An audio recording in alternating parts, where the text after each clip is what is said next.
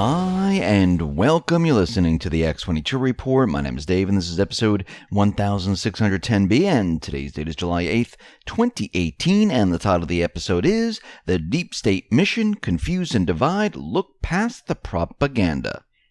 Now, before I get started, I just want to make an announcement. I uploaded a new interview with Kenneth Amaduri. It is on the X22 Report Spotlight YouTube channel. So all you need to do is go over to YouTube, type in X22 Report Spotlight. It will bring you to the interview, or you can come over to the X22Report.com or newssentinel.com site. Scroll down a little bit, look over to your right-hand side. You'll see the interview there. You can play it right on the site, or you can go to Steemit. That is steemit.com/@X22Report, and you can play it right on Steemit. Let's get into the economic collapse, political and geopolitical news.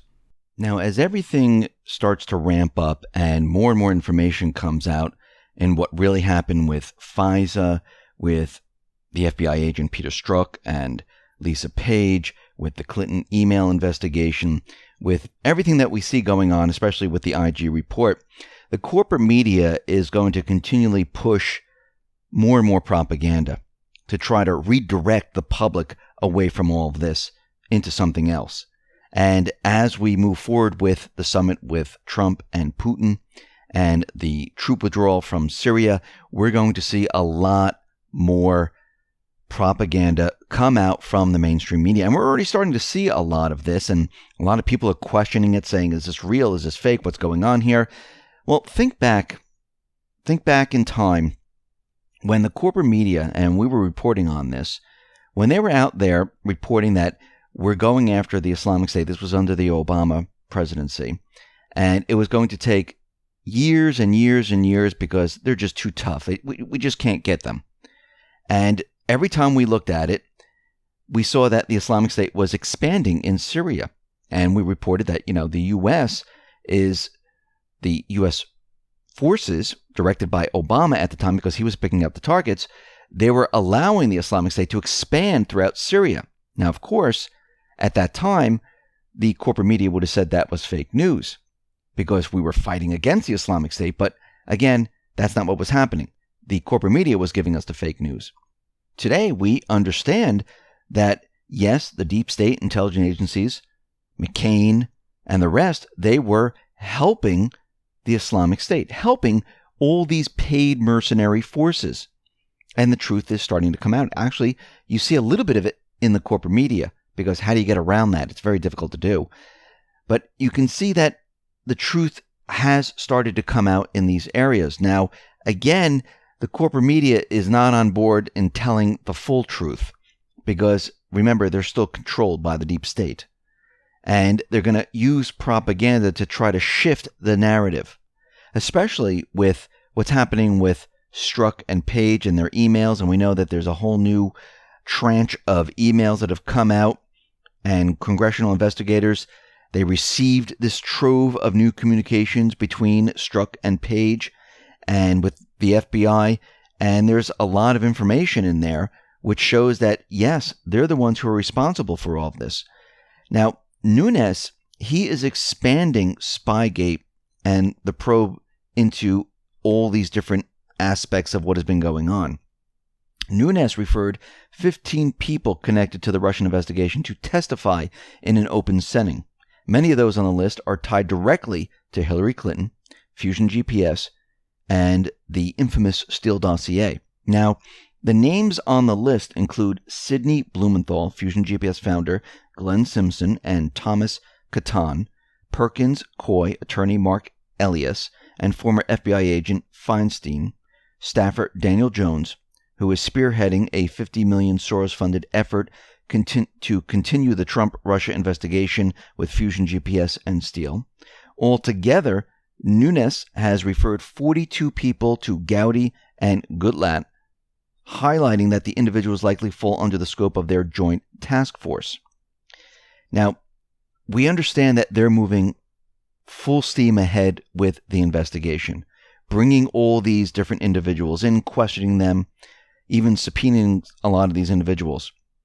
And I wanted to go back to Q's post 1666, where Q said Rod Rosenstein, with the kill brackets around RR, deadline. We have the server. Now, on Friday, the FBI, Department of Justice, they were supposed to release this information to the House Judiciary Committee, and they were supposed to get all the documents. And we were supposed to see this late Friday. Well, what happened was the Justice Department and the FBI failed to meet deadlines for the delivery of specific documents about FBI activities prior to the official investigation into Russian meddling. The Department of Justice gave the committee some, but not all. Probably all the little ones, all the different documents, they said, oh, there's nothing in it, but all the important ones they left out. So the outstanding documents is what the House Judiciary Committee, that's what they want. They want this information. So right now they are not in compliance. So what happens at this point? Well, we understand that either Trump can declassify the IG report, maybe the House will now push him to do this, but we need to understand that Deputy Attorney General Rod Rosenstein, he is the one who is keeping this information from the House. He doesn't want this turned over. He's kind of stuck here. And I don't think he's going to give everything over. And of course, he's going to use the excuse that, it's national security. We can't handle it's an ongoing investigation. We can't do this. And we know that the House wants this information. They're requesting it over and over. And now they're not in compliance, so they're going to take the next step.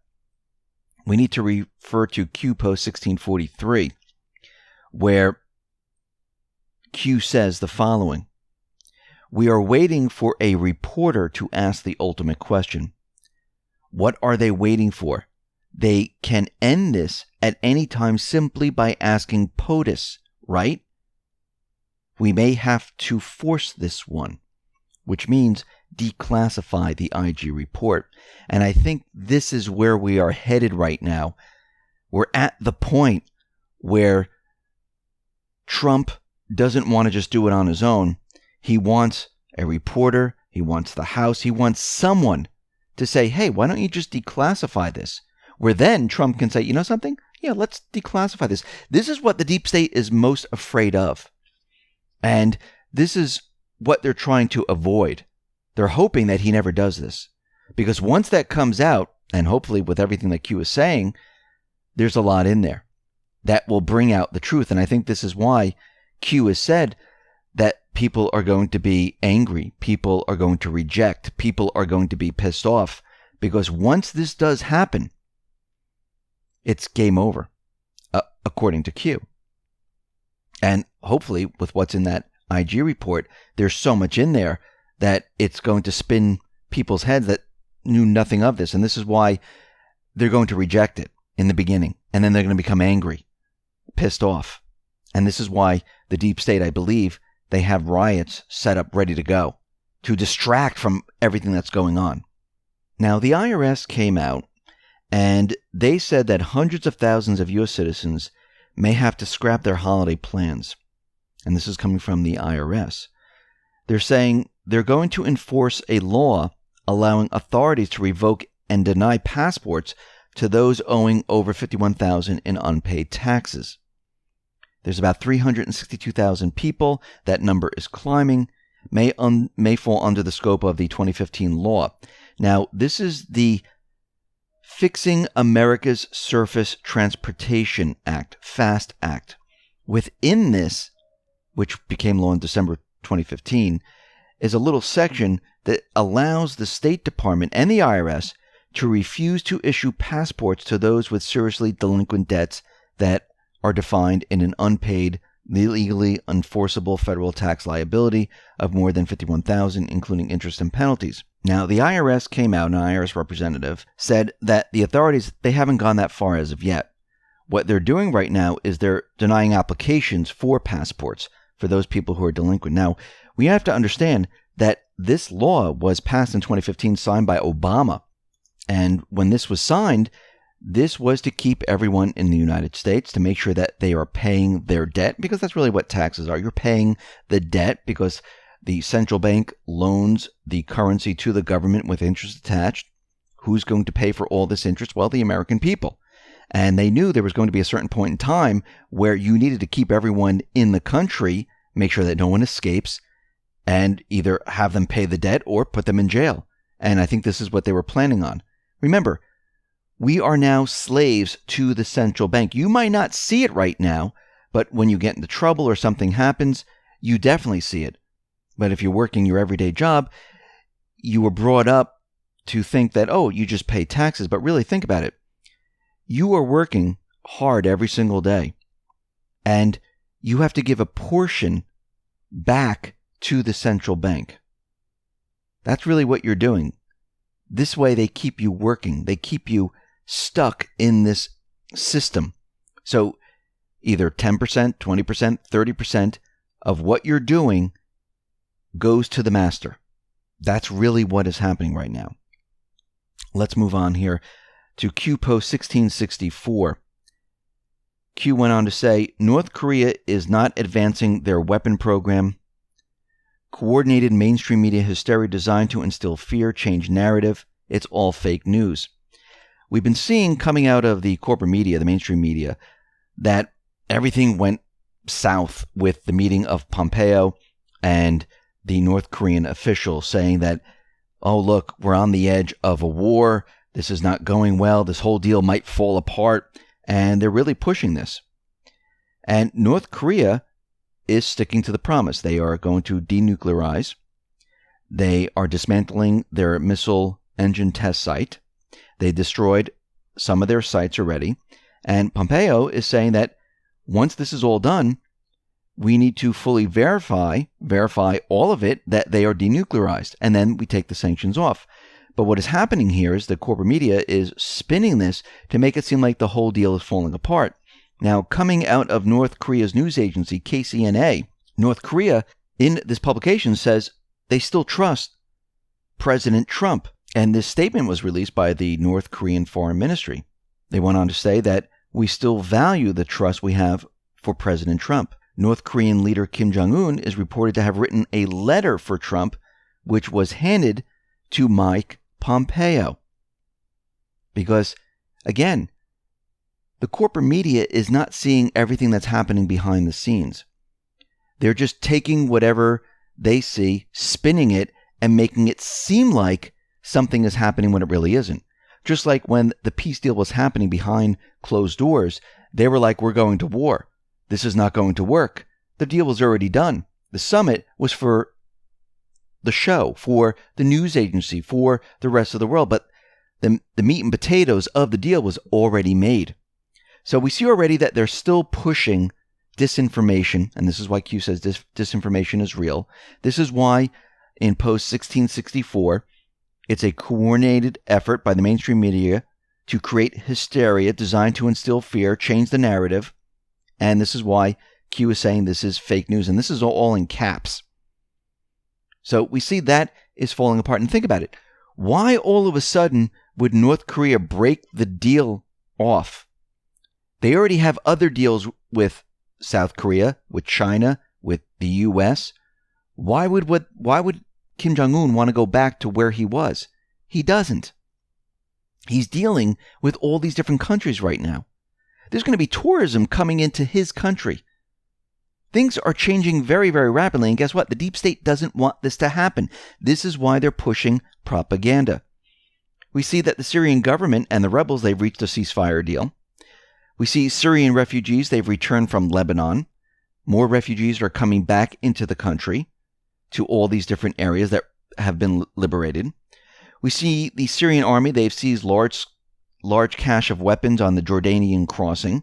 And a lot of these are armored vehicles, missiles, large quantity of ammunition, and a lot of these tank type of armored vehicles, they were handed to the rebels by the deep state.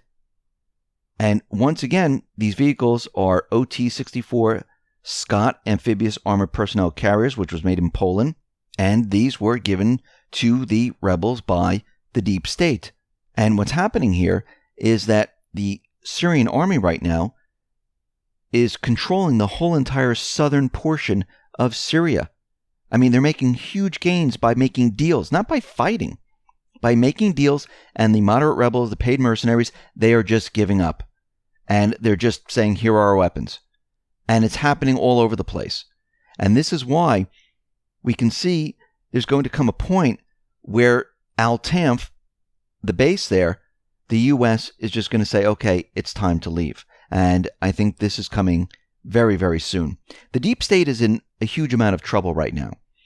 I mean, think about what is happening at this point. They're going to be using a lot more propaganda to try to convince the American people that things aren't really happening the way they're happening. They're trying to distract everyone. It's disinformation. They're trying to divide people. They're trying to separate and say, oh no, look, we're going to war with North Korea once again. North Korea is going to break off the deal. So whatever Trump did with the summit, it just didn't work. They're trying to divide the American people. They're trying to put out disinformation. They're trying everything they possibly can to shut it all down.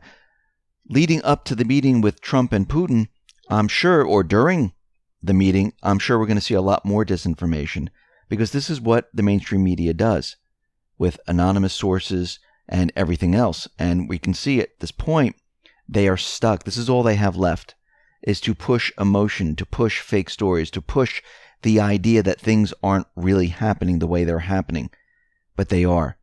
And we can see it in Syria. We can see it in Iraq. We can see it in North Korea. We can see that finally Putin and Trump are going to meet. The whole thing's falling apart for the deep state.